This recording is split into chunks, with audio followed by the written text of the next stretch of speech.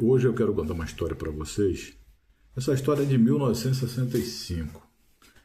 Eu acho que nem meus irmãos sabem dessa história.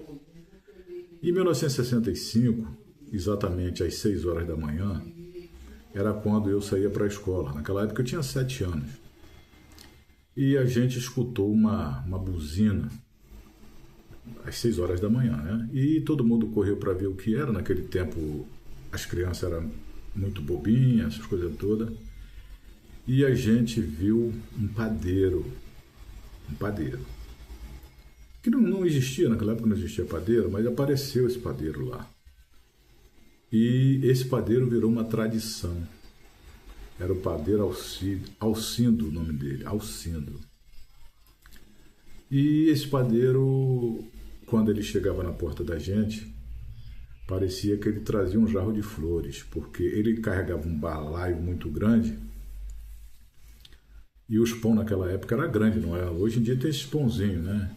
Naquele tempo o padeiro carregava no balaio aqueles pão, tipo baguete grande. Mas o pão era muito cheiroso. E a gente conheceu também o tal do pão suíço. Essa é uma história que eu sempre gosto de contar, né? E todos os dias de manhã era uma surpresa comprar aquele pão do seu Alcindo e degustar aquele pão para poder ir para a escola, tá? E virou uma tradição. As criançadas, às 6 da manhã, todo mundo já ficava no portão esperando o seu Alcindo passar. E isso foi até 1970, 5 anos isso. E depois, simplesmente, a gente ficava no portão e o Alcindo não apareceu. Primeiro dia não apareceu, segundo dia não apareceu e o Alcindo sumiu. Aí depois de muito tempo a gente veio saber que ele tinha falecido.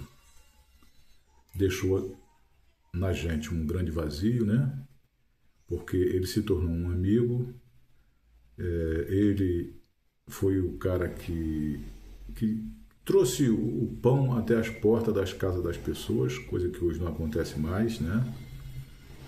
E virou uma tradição e Alcindo sumiu. Que saudade. Eu conto essa história porque eu tenho saudade do seu Alcindo. Quem viveu naquele meu tempo lá atrás vai lembrar dessa história, entendeu? É sempre bom a gente estar relembrando essa história para as pessoas, é melancólica essas histórias. Tem muitas histórias daquele tempo que eu vou contar aqui para vocês, tá bom, gente? Desculpe aí, mas isso aí eu tinha que contar essa história para os meus irmãos que não conseguiu nascer na época do Alcindo, nasceram depois, que são bem mais novos do que eu. Um abraço para vocês todos, saúde e paz aí para a família de vocês.